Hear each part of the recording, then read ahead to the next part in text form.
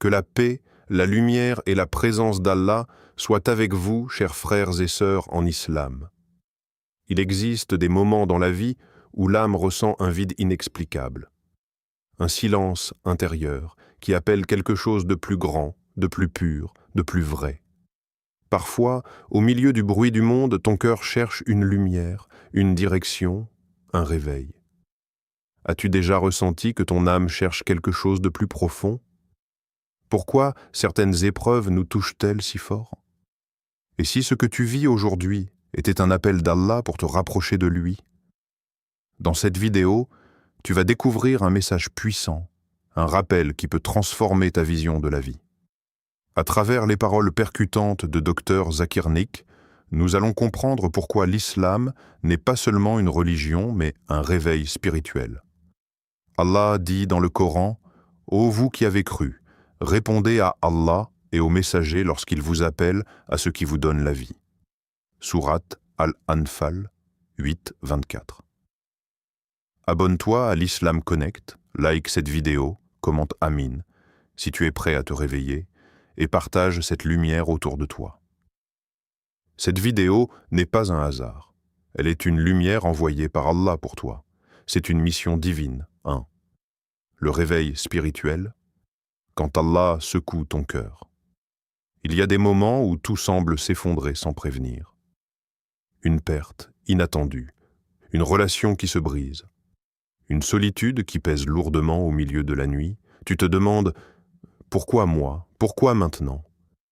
Mais si cette secousse n'était pas une punition, et si c'était un réveil? Parfois, Allah ne parle pas à travers le confort, mais à travers l'épreuve. Ce que nous appelons douleur peut être un appel divin. Une alarme céleste destinée à sortir ton cœur de l'insouciance. Quand tout va bien, l'être humain oublie facilement.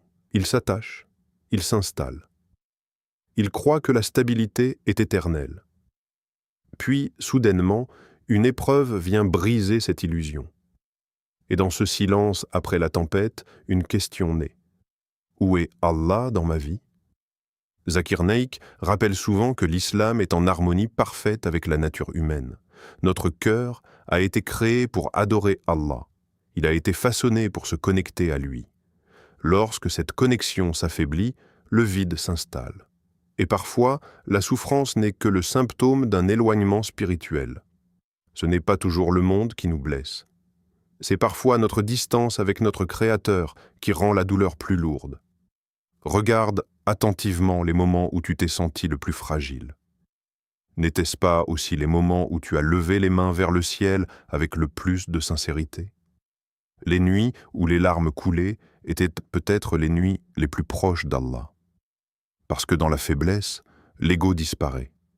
Dans l'épreuve, l'orgueil se fissure. Et dans la solitude, l'âme entend enfin ce qu'elle ignorait dans le bruit.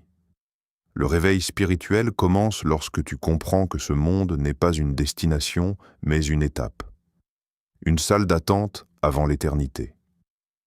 Le prophète, que la paix et le salut d'Allah soient bas sur lui, a dit « Sois dans ce monde comme un étranger ou un voyageur. » Un voyageur ne s'attache pas au mur d'une auberge. Il sait qu'il va repartir. Mais nous, parfois, nous décorons cette vie comme si elle devait durer toujours. Chaque épreuve est une secousse qui te rappelle « Tu n'es pas ici pour rester. Tu es ici pour te préparer. » Quand Allah secoue ton cœur, ce n'est pas pour te détruire. C'est pour te réveiller, comme un parent qui secoue doucement son enfant endormi pour l'empêcher de manquer quelque chose d'important. L'épreuve attire ton attention vers l'essentiel. Elle te force à réévaluer tes priorités. Elle te montre ce qui est fragile et ce qui est éternel. Et si la perte que tu as vécue t'a rapproché d'Allah plus que 10 années de confort? Et si cette solitude était en réalité une invitation à découvrir la douceur de la prière nocturne?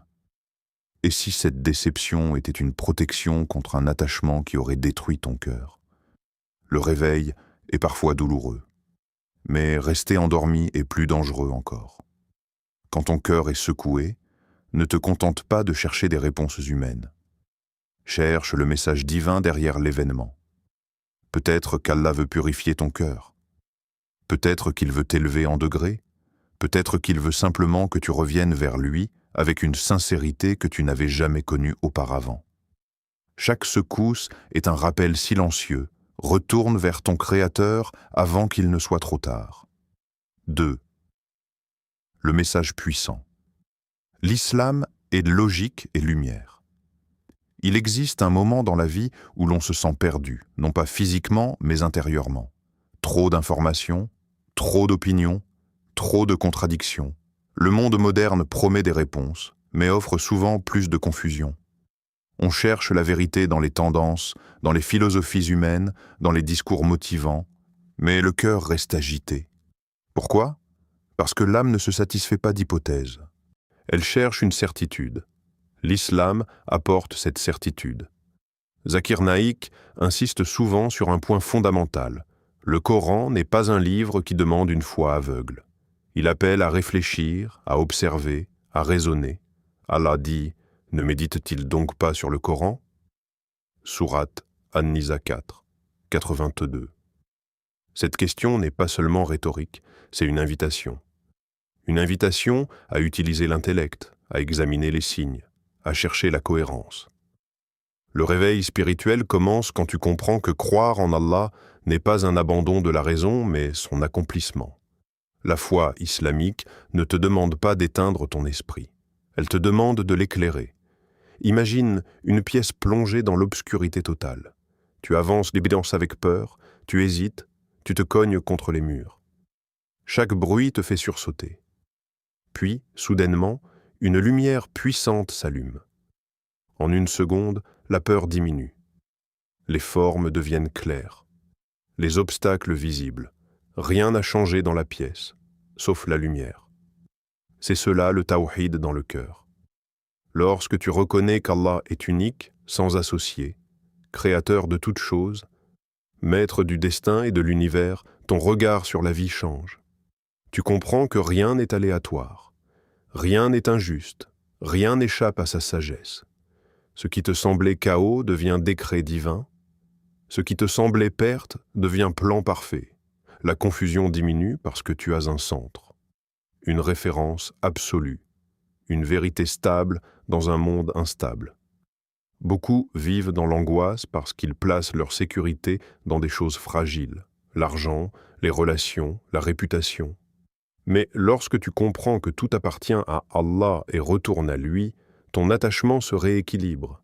Tu fais des efforts, mais ton cœur ne dépend plus des résultats. Tu travailles, mais tu sais que la subsistance vient d'Allah. Tu aimes, mais tu sais que les cœurs sont entre ses mains. C'est cela la lumière. La foi en islam répond aux grandes questions humaines avec clarté. Pourquoi existons-nous ?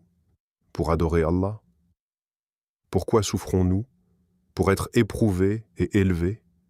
Où allons-nous ? Vers l'éternité. Ce ne sont pas des réponses vagues, ce sont des fondations solides. Et lorsque ces fondations s'installent à fol dans ton cœur, tes peurs diminuent. Non pas parce que les problèmes disparaissent, mais parce que tu comprends leur place dans le tableau global. Le réveil, c'est réaliser que l'islam ne s'oppose ni à la science, ni à la logique, ni à la réflexion. Au contraire, il pousse l'être humain à observer les cieux, la terre, son propre corps, à méditer sur l'ordre parfait de la création. Chaque battement de ton cœur, chaque lever de soleil, chaque cycle naturel est un signe. Et plus tu observes, plus la certitude grandit. Lorsque le tawhid s'installe profondément, tes priorités changent naturellement. L'apparence perd de son importance. L'ego s'apaise. L'obsession du regard des autres diminue. Tu cherches à plaire à Allah avant de plaire aux gens. Tu choisis l'éternité plutôt que l'instantané.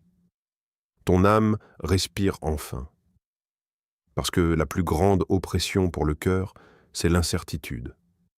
Et la plus grande libération, c'est la vérité claire. L'islam n'est pas une ombre, il est lumière. Il n'est pas confusion, il est cohérence. Il n'est pas contrainte aveugle, il est guidance éclairée. Et lorsque cette lumière pénètre ton cœur, tu ne vois plus la vie de la même manière.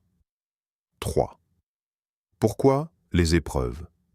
sont une miséricorde cachée. Nous détestons souffrir. C'est naturel. Personne ne demande la douleur, personne ne prie pour la perte ou la tristesse. Lorsque l'épreuve frappe, la première réaction est souvent l'incompréhension.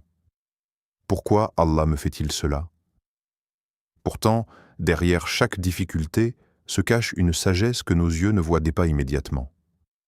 Allah dit dans le Coran: « Il se peut que vous détestiez une chose alors qu'elle est un bien pour vous. » Sourate Al-Baqarah 2, 216.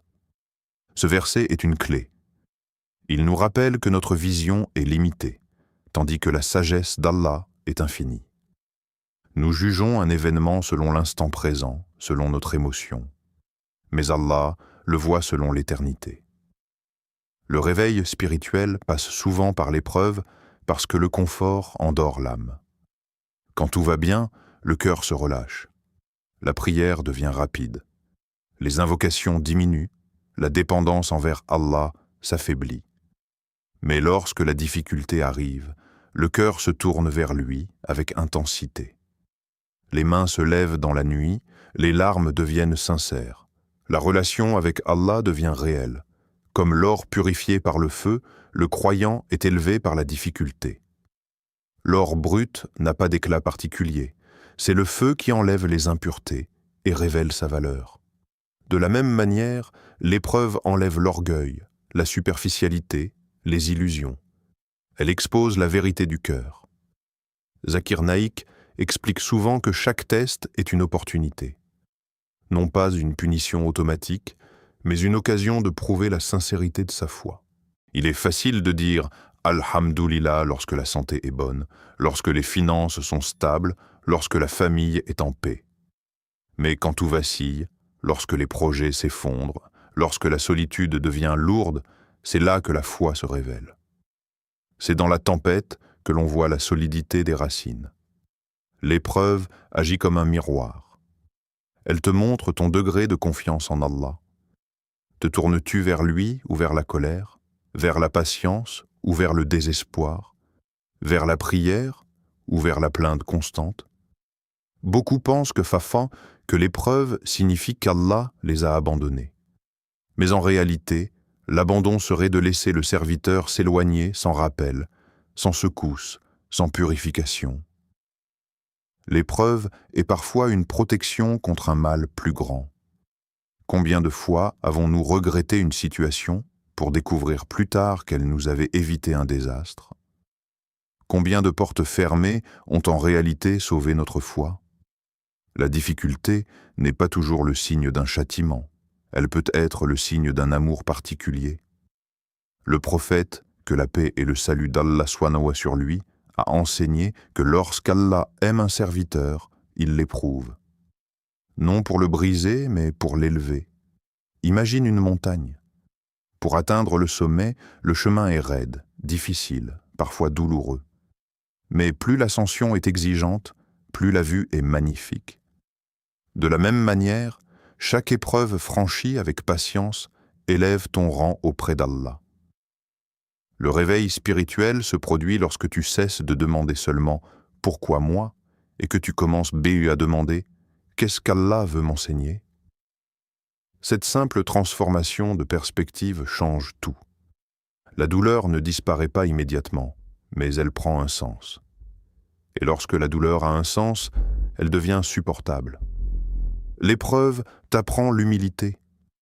Elle t'apprend la gratitude pour les choses simples que tu ignorais. Elle t'apprend que la vraie sécurité ne se trouve pas dans les circonstances, mais dans la proximité avec Allah. Quand tout s'effondre autour de toi, il ne reste qu'une chose stable, Allah. Et parfois, il fallait que tout s'effondre pour que tu réalises cela. L'épreuve n'est pas un abandon, c'est une invitation. Une invitation à revenir plus fort, plus sincère, plus conscient. Une invitation à purifier ton cœur, à renforcer ta foi, à détacher ton âme de ce qui est temporaire. Ce que tu perds ici-bas peut être remplacé par quelque chose de plus grand dans l'au-delà. Ce que tu supportes avec patience peut devenir lumière le jour du jugement. Derrière chaque larme supportée avec foi, il y a une élévation invisible. 4. Le temps passe. Es-tu vraiment réveillé? Il y a une chose que personne ne peut arrêter, ni l'argent, ni le pouvoir, ni la jeunesse. C'est le temps. Il avance silencieusement, sans bruit, sans pause, sans retour en arrière. Chaque seconde qui s'écoule est une seconde qui ne reviendra jamais. Et pourtant, combien d'entre nous vivent comme si le temps était infini? Allah jure par le temps dans la sourate Al-Asr, par le temps. L'homme est certes en perdition.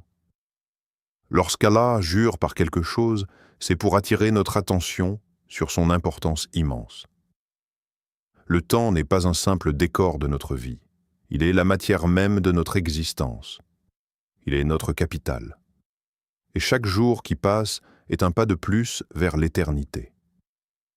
Le réveil spirituel commence lorsque tu prends conscience que tu es en train de consommer ton temps, que tu le veuilles ou non. Chaque lever de soleil te rapproche du moment où tu quitteras ce monde. La mort n'est pas une possibilité lointaine. Elle est une certitude proche, même si sa date nous est inconnue. Nous planifions nos carrières, nous planifions nos voyages, nous planifions nos projets financiers, mais planifions-nous sérieusement notre rencontre avec Allah? Zakir Naik rappelle souvent que la vraie réussite n'est pas matérielle, elle est éternelle. Le succès dans cette vie peut impressionner les gens, mais seul le succès dans l'au-delà a une valeur permanente. Combien de personnes ont tout possédé ici-bas, mais sont parties avec des mains vides? Et combien de croyants discrets, inconnus du monde, auront une immense récompense auprès d'Allah? Le temps révèle nos priorités. Là où tu investis ton énergie montre ce que tu considères comme important. Si la majorité de ton temps est consacrée à ce qui est temporaire, alors ton cœur s'attache au temporaire. Mais si tu investis ton temps dans la prière, dans le rappel d'Allah, dans les bonnes actions, alors tu construis pour l'éternité. Imagine te réveiller le jour du jugement. Le voile est levé. La vérité est claire. Les anges sont présents. Tes actions sont exposées. À cet instant, plus aucune illusion ne subsiste, plus aucune distraction, seulement la réalité de ce que tu as fait de ton temps. Regretteras-tu les heures perdues dans l'insouciance? Regretteras-tu les prières retardées? Regretteras-tu les rappels ignorés? Le réveil aujourd'hui t'épargne le regret demain. Le problème n'est pas que nous ignorons la mort. Nous savons tous qu'elle viendra. Mais nous vivons comme si elle concernait toujours quelqu'un d'autre. Chaque fois que nous entendons qu'une personne est décédée, nous ressentons une émotion, puis nous retournons à nos habitudes. Comme si le rappel n'était pas personnel. Mais il l'est. Le temps est un témoin silencieux. Il enregistre tes choix, tes intentions, tes paroles. Chaque minute peut être une élévation ou une perte. Même un simple Subhanallah prononcé sincèrement peut transformer une seconde ordinaire en trésor éternel. Le réveil, c'est comprendre que la mort n'est pas une fin, mais un commencement. Ce monde est la salle d'examen. L'au-delà est le résultat. Et l'examen est en cours. Il ne s'arrête pas. Cette vidéo n'est peut-être pas un simple contenu que tu regardes par hasard. Elle peut être ton signal d'alarme. Un moment précis où ton cœur s'arrête et réalise « Je dois changer quelque chose ». Non pas demain, pas l'année prochaine, maintenant. Parce que le temps ne ralentit pas. Chaque respiration est un cadeau. Chaque journée est une opportunité. Chaque prière est une chance de se rapprocher. La question n'est pas seulement « le temps passe-t-il ?» La vraie question est « es-tu vraiment réveillé pendant qu'il passe ?» 5. La puissance du Tawba, le retour qui change tout. Il existe un réveil plus puissant que tous les autres. Un moment où le cœur, après avoir été secoué par l'épreuve, éclairé par la vérité et conscient du temps qui passe, prend une décision. Une décision simple, mais immense. Revenir vers Allah. Le plus beau réveil est celui du repentir. Beaucoup pensent que leurs erreurs sont trop grandes, que leur passé est trop sombre, que leurs péchés sont trop nombreux. Shaitan murmure tu es allé trop loin, il n'y a plus de retour possible. Mais ce murmure est un mensonge, car Allah dit clairement dans le Coran: « Ô mes serviteurs qui avez commis des excès à votre propre détriment, ne désespérez pas de la miséricorde d'Allah. » Sourate Az-Zumar 39-53. Observe la douceur de ce verset. Allah ne dit pas « Ô vous les pécheurs », il dit « Ô mes serviteurs ». Même dans la désobéissance, tu restes son serviteur. Même dans l'erreur, la porte n'est pas fermée. Même dans l'éloignement, le chemin du retour existe. Zakir Naik rappelle souvent que l'islam ne ferme jamais la porte du retour. Tant que l'âme n'a pas atteint la gorge, tant que le soleil ne s'est pas levé de l'ouest, le repentir est accepté. Cela signifie qu'à cet instant précis, là où tu es, avec ton passé, avec tes fautes, tu peux changer ton destin éternel par une décision sincère. Le tawba n'est pas seulement dire « Astaghfirullah » avec les lèvres, c'est un mouvement du cœur, c'est un regret profond, c'est une conscience qui dit « Ya Allah, j'ai fauté, mais je reviens vers toi ». Et Allah aime ce retour. Imagine un serviteur qui s'est éloigné pendant des années. Il a ignoré les prières. Il a suivi ses passions. Puis un soir, dans le silence, il lève les mains et pleure sincèrement. À cet instant, les anges sont témoins d'un événement immense. Un cœur est en train de revenir à son Créateur. Chaque larme sincère efface des péchés. Chaque prosternation nocturne élève ton rang. Chaque invocation murmurée dans l'obscurité rapproche du paradis. Le repentir ne te rend pas seulement pardonné.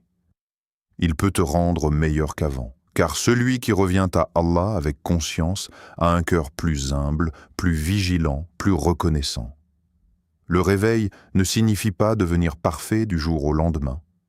Il signifie décider de changer de direction.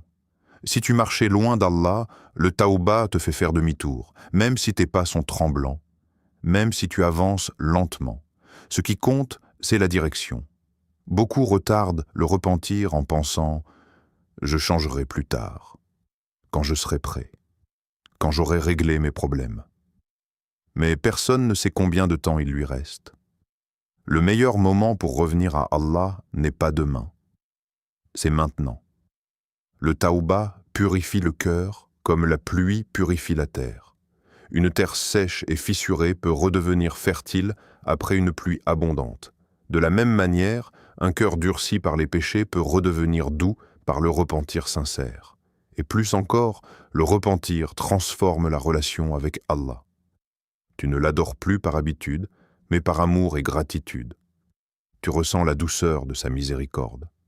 Tu comprends que sans lui, tu serais perdu. Le tawba est une renaissance spirituelle.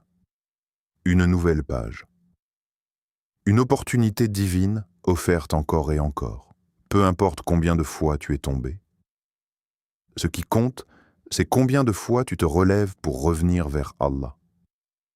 Le réveil ultime, ce n'est pas seulement comprendre la vérité, c'est agir, c'est revenir, c'est marcher vers Allah aujourd'hui avec sincérité, espoir et confiance absolue en sa miséricorde infinie.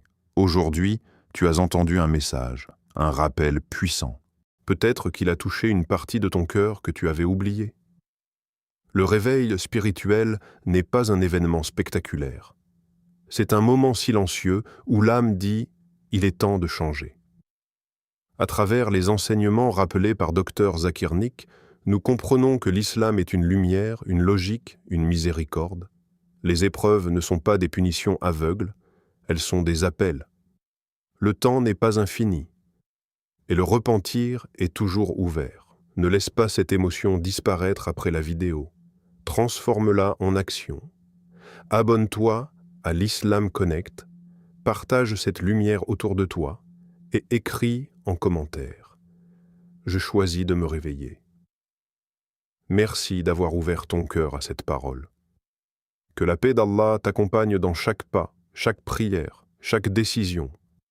Allah dit « Ceux qui ont cru et dont les cœurs se tranquillisent à l'évocation d'Allah, n'est-ce point par l'évocation d'Allah que se tranquillisent les cœurs. Sourate Ar-Ra'd 13-28. Que ton cœur trouve cette tranquillité, que ton âme trouve sa lumière, et que ton réveil soit le début d'une nouvelle vie. Amen.